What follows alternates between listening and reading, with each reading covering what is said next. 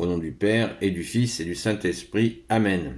La paix de Jésus soit dans votre maison. J'espère que vous allez bien, que vous êtes dans la paix et la joie de Jésus. Alléluia. Merci Jésus. Mais aujourd'hui, c'est un grand moment d'évangile, comme tout l'évangile. Saint Luc, chapitre 10, versets 25 à 37. Un maître de la loi se leva et lui dit pour l'embarrasser : « Maître, que dois-je faire pour recevoir la vie éternelle ?» Jésus lui dit : « Que dit l'Écriture, que vois-tu dans la loi ?» L'homme répondit : « Tu aimeras le Seigneur ton Dieu de tout ton cœur, de toute ton âme, de toute ta force, de toute ton intelligence, et ton prochain comme toi-même. » Jésus lui dit : « Ta réponse est exacte, fais cela et tu vivras. » Mais lui voulut s'expliquer, il dit à Jésus : « Et qui est mon prochain ?» Jésus alors se mit à raconter : un homme descendait de Jérusalem à Jéricho. Il tomba au milieu de bandits qui lui enlevèrent jusqu'à ses vêtements. Ils s'enfuirent, le laissant couvert de plaies et à demi-mort. Un prêtre, par hasard, descendait ce même chemin. Il vit l'homme et passa de l'autre côté. Un lévite venait par la même route. Arrivé à cet endroit, lui aussi vit l'homme, il changea de côté et passa. Mais voici qu'un Samaritain fait le même trajet, et quand il se trouve face au blessé, il a vraiment pitié de lui. Il s'approche et bande ses blessures en y mettant de l'huile et du vin. Puis il l'installe sur sa propre bête et le conduit jusqu'à une auberge où il prend soin de lui. Le lendemain, il sort 2 pièces d'argent et les donne à l'hôtelier en lui disant : « Fais pour lui le nécessaire. Si tu dépenses davantage, je te le rembourserai au retour. » Jésus alors demanda : « À ton avis, lequel des 3 s'est fait le prochain de l'homme qui a été victime des bandits ?» L'autre répondit : « Celui qui a eu pitié de lui. » Et Jésus lui dit : « Va et fais pareil. » Merci Jésus, alléluia. Le fameux bon samaritain dont tout le monde parle sans connaître forcément cette merveille. Bien-aimé Jésus, que tu nous as expliqué, tu es notre seul enseignant parce que tu prends toutes les dispositions pour nous faire comprendre le royaume des cieux avec simplicité et avec force. Merci Jésus, alléluia. Donc, notons immédiatement à l'entrée de la parabole que, verset 25, un maître de la loi se leva et lui dit pour l'embarrasser. On est encore dans un contexte où les maîtres de la loi, les grands prêtres, les pharisiens, toute la clique qui veut la mort de Jésus, eh bien, ils cherchent d'une façon très sinueuse à le mettre en défaut. Mais comme ils n'ont pas réalisé que Jésus est le Fils de Dieu, le seul Messie, eh bien, ils s'y cassent les dents à chaque fois. Mais bon, c'est comme ça. Donc, là, tout est dit. Le gars veut voir si Jésus connaît, va dire que les 2 commandements supérieurs sont ceux-là: tu aimeras ton Dieu et tu aimeras ton prochain, comme toi-même. Nous pouvons noter aussi que Jésus dit : ta réponse est exacte, fais cela et tu vivras. Jésus aurait très bien pu lui répondre autre chose, puisqu'il percevait son intention sournoise. Mais Jésus joue le jeu sur ce coup-là. Mais ça ne va pas durer très longtemps.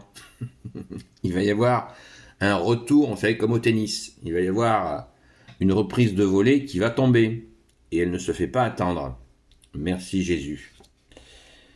Eh bien, quand Jésus, tu nous racontes cette affaire, tu prends bien soin de dire que ce gars est blessé, à moitié mort, nous dit la parole, et que les tenants de la loi, grands prêtres, les Lévites, c'était donc une des tribus d'Israël, d'où sortaient les prêtres. hein, une tribu sacerdotale.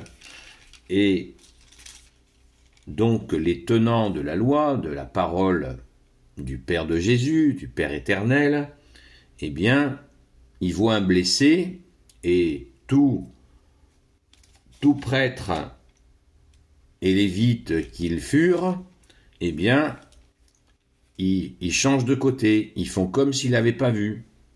Donc le mec, on voit là une démonstration, et Jésus le fait pas, ça lui fait pas plaisir de faire ça, on peut l'imaginer, mais une démonstration que des hommes qui sont censés être des hommes de Dieu, eh bien, des hommes du Père, hein, qui sont tenants de la Torah de l'époque, de la parole de Dieu, à travers les prophètes, eh bien, ils n'ont pas du tout cette charité que va manifester, dans l'exemple que donne Jésus, un Samaritain. Un Samaritain qui, pour les Juifs de l'époque, était considéré comme des hérétiques, des païens, et ils ne se parlaient même pas entre Juifs et Samaritains, c'est dire combien ils s'aimaient.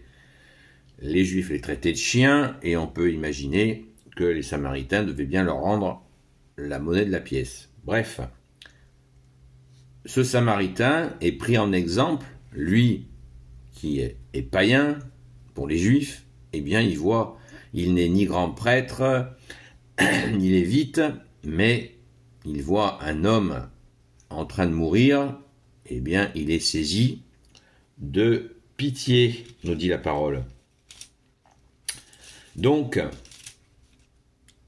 Jésus nous dit, il a vraiment pitié de lui. Non seulement il le soigne immédiatement dans le fossé, il lui apporte les premiers soins, comme on dirait de nos jours, et il le charge sur son animal, on ne sait pas si c'est un âne ou un cheval, et il l'amène dans une auberge. Donc on est vraiment là, c'est l'apothéose. Un homme qui est considéré comme païen va faire exactement ce que demande Dieu. C'est magnifique. C'est absolument magnifique. Pour expliquer quoi? Comme Jésus répond toujours à la question du premier, là, qui voulait embarrasser Jésus, eh bien, pour expliquer qui est ce prochain, qui est l'amour du prochain, puisque ce gars avait posé la question à Jésus, qui est ce prochain, qui est mon prochain, à qui je dois faire du bien? Eh bien, nous voyons bien que le prochain, c'est celui qui est proche, comme son nom l'indique. Donc, à une période d'ailleurs où on nous parle sans arrêt de venir au secours de gens à l'autre bout de la planète, eh bien, Jésus nous montre ici que le prochain, c'est celui qui est proche de soi et qui est à notre portée. Et c'est autrement plus intéressant et près de Dieu que d'agir auprès des gens qui sont proches de soi, plutôt que d'envoyer un chèque pour que les gens s'occupent d'autres gens à l'autre bout du monde.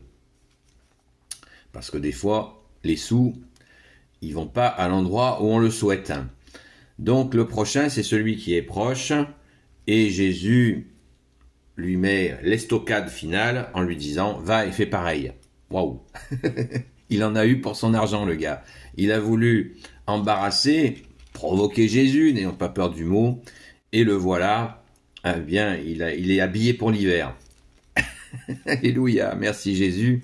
Sois béni Jésus dans tes anges et dans tes saints. Alléluia, alléluia et encore alléluia. Béni soit le Père, le Fils et le Saint-Esprit. Amen. Ô Jésus, toi qui peux tout et qui portes tout, toi le Sauveur, toi l'Emmanuel, l'unique Sauveur, toi l'Emmanuel, je te confie toutes celles et ceux qui regarderont cette vidéo, ainsi que leurs proches, selon ta sainte volonté, ô Jésus. Sainte Marie, notre chère Mère, Saint Joseph, grand Saint Joseph, Sainte Marie-Madeleine, notre chère Sainte Patronne, et vous, tous les saints et saintes, amis de Jésus, je vous confie toutes celles et ceux qui regarderont cette vidéo, ainsi que leurs proches, selon ta sainte volonté, ô Jésus. Merci à Saint Michel Archange, Saint Gabriel Archange, Saint Raphaël Archange de veiller sur nous, ainsi qu'à tous les anges qui te servent au Jésus, selon ta seule volonté, ô Jésus. À très vite.